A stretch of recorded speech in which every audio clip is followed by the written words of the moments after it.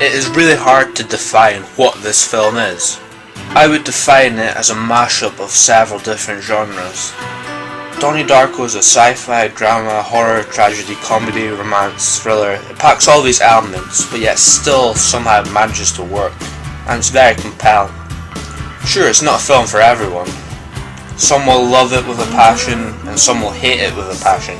It divides audiences completely, but I find Donnie Darko is a rather impressive film. It is from first-time writer-director Richard Kelly, which he has not topped since. It's a very small film which did not make much of an impact on its initial release, and that was most likely due to a small incident known as 9/11. When the whole world was shaken by this traumatic event, no one wanted to flock out to the cinemas to see this bizarre little film with a guy dressed in a bodysuit. It has since gained a massive cult following, growing larger and larger year by year, and they began having sold out midnight screenings. That really shows how much of a dedicated following this film has if it can continuously have sold out shows at midnight. This film's story is very thought-provoking. It doesn't simply hand out answers. You're left to draw your own conclusions from it. The film follows teenager Donnie Darko, played brilliantly by Jake Gyllenhaal. He suffers from sleepwalking and holds some delusions. This is shown perfectly in the opening. He wakes up in the middle of nowhere with no idea how he got there. He's confused, we're confused. What's he doing there? Fits in with the rest of the film fantastically, and it's a really memorable introduction to this character. We then meet Frank, a guy in a bunny outfit who is Donnie's so-called imaginary friend. Frank predicts that the end of the world is fast approaching unless Donnie steps in. The rest of the film is Donnie coming to terms with who he is, what his place is in life, and figuring out who this Frank is. A lot of things happen along the way, like therapy sessions, vandalism, falling jet engines, time travel, and uncovering dark secrets from someone who doesn't want those secrets to come to surface.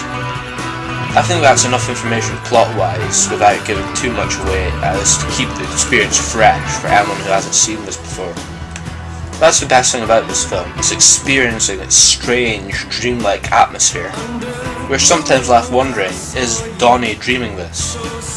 Is this all in his head? Is this real? You're always questioning the reality of the film. There are a few really big stars in this film, like you have Drew Barrymore in there as Donnie's teacher, and Patrick Swayze as a self-help guru. Jake Gyllenhaal, I believe, was a relatively unknown at this point. I think that he does an excellent performance in this film. He shows an emotional side, an angry, angst-ridden side, a humorous side, and above all, a crazy side. It's really entertaining to see him go up against authority or higher up figures than him, such as disproving school theories, and calling the self-help guy a fraud, which really those people are. They make weak people feel better by giving them some false hope. Really horrible people. Another key element of this film is the soundtrack. It is set in the 80s, so there's a number of 80s hits. It also has the darker side of 80s music, like Echo the Bunnymen's Killing Moon, used in the opening, and even the lyrics set up the mood of the entire film. Fate, up against your will, through the thick and thin, you will wait until you give yourself to him. That kind of describes his sleepwalking being something against his will. Another great track is Joy Division's Love Will Tear Us Apart, used in another key moment of this film, and fits the mood of what's going on at that time. And lastly, Tears for Fears' Mad World, which really captures Donnie's mindset throughout the entire film, but especially at the end.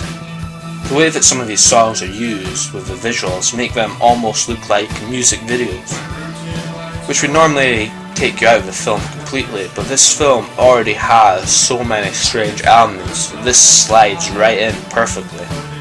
Richard Kelly has made a really odd film where he obviously put a lot of his own personality into it.